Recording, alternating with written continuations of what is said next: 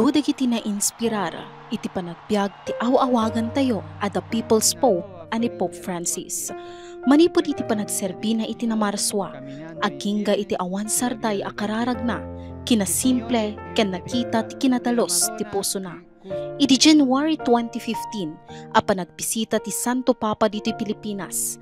Maysa a PNP personnel manipod dito Tuguegarao City, ti saan ang nagpangadwa ang nag-volunteer tapnon agbalin a route security ti Santo Papa. Isuna ni Police Captain Ana Marianog nga hepe ti Pre-Charge Investigation Section iti Regional Investigation and Detection Management Division iti Police Regional Office 2. Na i-deploy isuna iti Palo Leyte kadwa na tinasurok kumurang inemagasot a PNP personnel nga indaulwan ti First Commander idi nga itan ket isu ti agdama a Regional Director ti PNP Cagayan Valley ani Police Brigadier General Antonio Maralag. Iti talo nga aldaw a panagbiyahe da ken iti mano nga oras asisitakderda nariknadan ti bannog ken bisin ngem apaman ang nangeganda ti eroplano ang nagsakayan ti Santo Papa na ikat ti anayanda. Talagang gagawin po namin is pagka route security, ang crowd is nandito. And then pag dumaan po si Pope, dapat naka-face po kami sa crowd.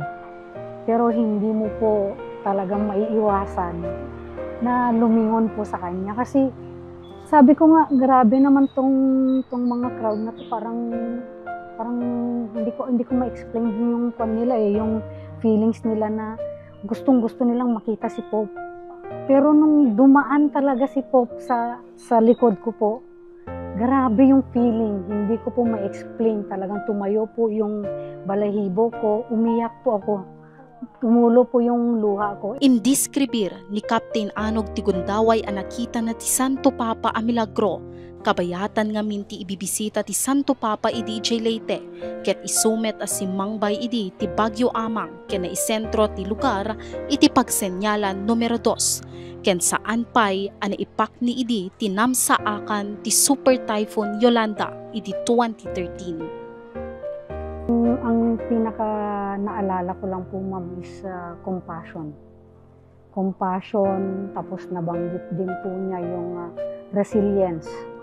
Resilience at saka hope na sinasabi niya na parang you rise and rebuild. Yun yung na rebuild your lives. Yun yung nasabi po niya. And yung pinaka-importante po, ma'am, yung faith at saka prayer kasi siya yung source ng strength. Yun ang 5 words na tumatak po sa akin. Police Officer 3 paylaeng idi ni Captain Anog ket ibilang na adakkel ti impluwensya ken kuana ti Santo Papa.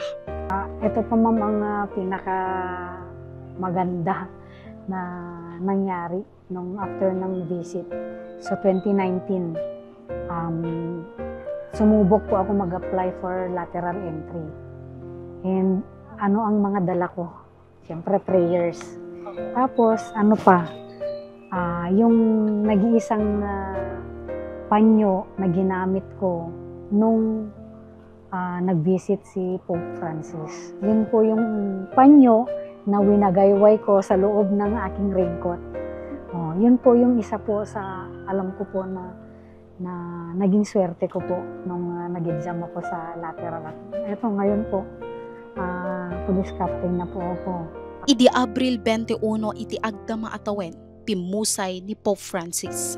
Ket apaman ti pupusay na, sumagmamano asimbaan dito'y Cagayan ti nangyebkas ti panakipagriknada. Kastamet ang nangipaay ti mensahe ti Archbishop ti Tuguegarao. Numan pa'y kunatayo nga addan iti den na ti namarswa ti Santo Papa, dagiti lagip na ti agtalina ed iti puso ti kaadwan. Nika Jean Ganoy, Balitang Solid North.